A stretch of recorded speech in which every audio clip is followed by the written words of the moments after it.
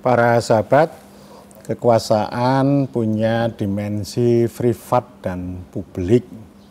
Privat itu pribadi, personal, publik itu orang banyak, umum untuk orang banyak. Keduanya mengandung value, nilai, dan sekaligus juga moral. Para guru saya, ada Profesor Sustiawan, mendiang Profesor Cornelis Ley, itu kan mengajarkan pada kami bahwa kekuasaan jabatan itu ya anggaplah sebagai sesuatu yang biasa. Jabatan itu sesuatu yang biasa. Naik duduk jabatan ya anggap yang biasa, lengser juga sudah biasa lah. Kalau semula jadi dosen ya lengser, duduk di kekuasaan lengser jadi dosen, nggak ada masalah. Yang sebelumnya bakul mebel jadi pejabat, pulang bakul mebel lagi, itu hal yang biasa. Jadi menduduki posisi itu ya memang karir ya, karir. Dan karir itu kan anugerah yang luar biasa. Tetapi secara values, secara moral ini anggaplah sebagai sesuatu yang biasa. Nah oleh karena itu saya ingin mengatakan bahwa kekuasaan privat itu sesuatu yang biasa. Biasa ya. Nah, sisi yang kedua, kekuasaan publik dalam bahasa saya itu penting untuk dihadirkan, dipahami, dihadirkan sebagai sesuatu yang luar biasa. Jadi yang privat itu biasa, yang publik, kekuasaan publik itu luar biasa. Luar biasa itu artinya bagaimana kekuasaan itu digunakan untuk kepentingan orang banyak.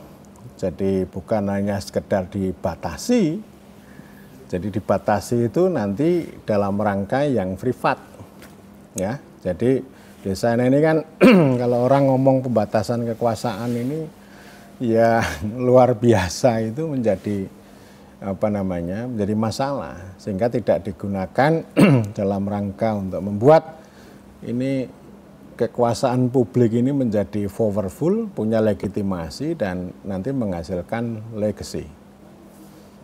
Nah gitu ya. Dan tetapi pada level empirik, pada realitas ini malah kebolak-balik. Yang sering terjadi ya, banyak orang yang menjadi konservatif. Konservatif itu artinya ya bekerja terus tanpa mengenal gagal dan sukses. Mboten ngapusi, mboten korupsi, nggih mboten napa-napa. Jadi kebalikannya yang terjadi. Yang privat dianggap luar biasa, yang publik dianggap biasa. Nah ini kalau yang publik dianggap biasa itu yang disebut dengan konservatif. Jadi yang privat dianggap luar biasa itu biasanya gampang dilihat. Kalau si pejabat itu suka menceritakan tentang jabatannya, nah itu biasanya ada kecenderungan melakukan apa yang saya sebut dengan privatisasi kekuasaan atau personalisasi kekuasaan. Dalam bahasa Jawa, gitu ya. Personalisasi kekuasaan itu pertama kumawoso, adigang atigong adiguno, jadi menggunakan kekuasaannya itu boleh sesuatu yang luar biasa, birokratik, singgasana, jadi memandang ini soal tahta, jadi untuk projo, untuk kekuasaannya dirinya sendiri, kumawoso. Kemudian yang kedua itu kemaruk, kemaruk itu pengen mengambil ya, jadi artinya yang satu bagaimana mengkonsolidasi, menjaga kewibawaan.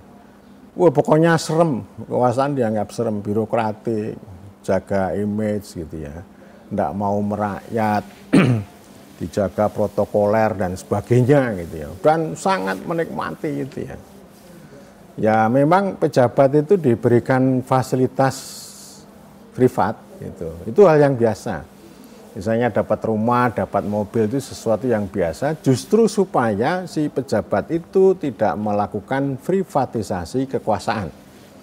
Artinya si pejabat itu tidak perlu berpikir tentang pribadinya, sudah nggak mikir mobil, nggak mikir rumah, nggak mikir bayar listrik, bahkan juga asisten rumah tangga dan sebagainya sudah nggak mikir. Supaya apa? Supaya mereka menggunakan kekuasaan publik untuk orang banyak.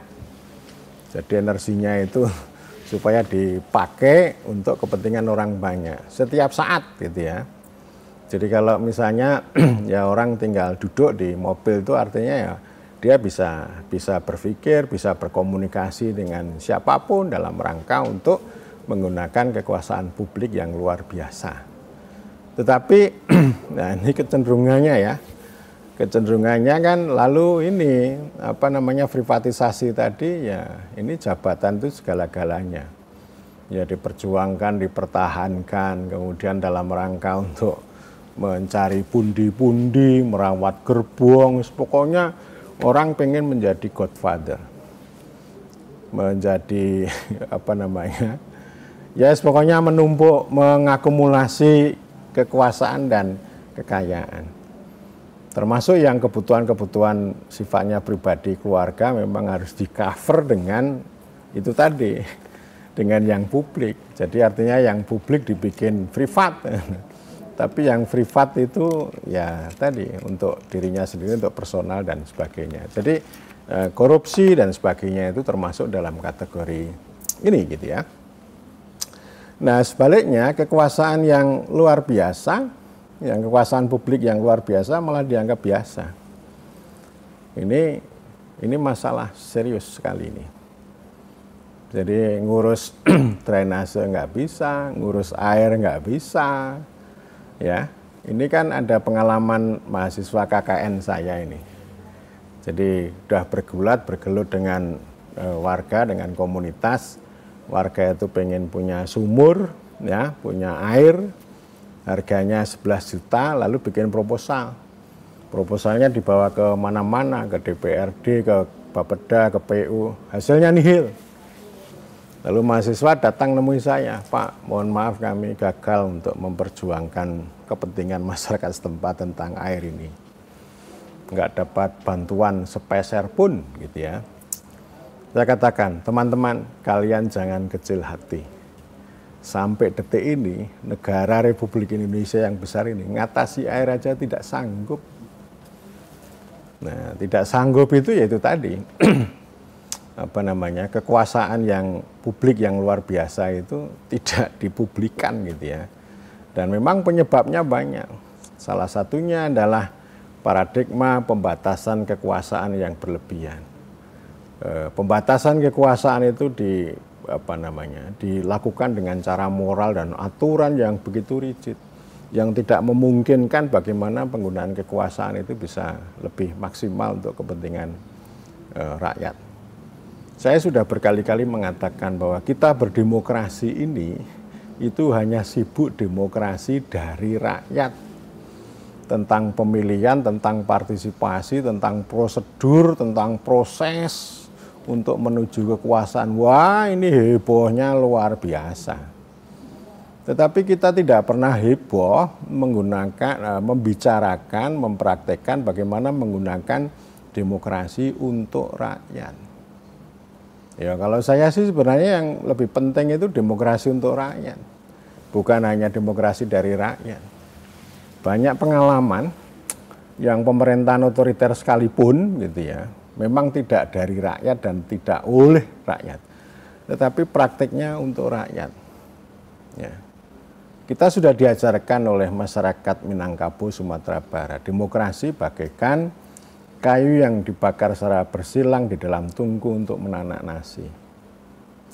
Ya debatnya adalah, ini kan kayu bersilang gitu kan. Tetapi tujuannya maksudnya adalah menanak nasi. Jadi tidak hanya sekedar omon-omon, tidak hanya sekedar orang berkontestasi lalu dikuikon, dihitung dan sebagainya berapa ini kan. Itu ya. Lalu kita secara moral juga enggak luar biasa. Jadi banyak pejabat yang pengen bersih, pengen suci, tidak mau menjadi petarung gitu ya. Ya akhirnya mencari selamat. Lalu menjadi konservatif. Ya. tidak ngapusi, tidak korupsi, tapi juga tidak berbuat apa-apa.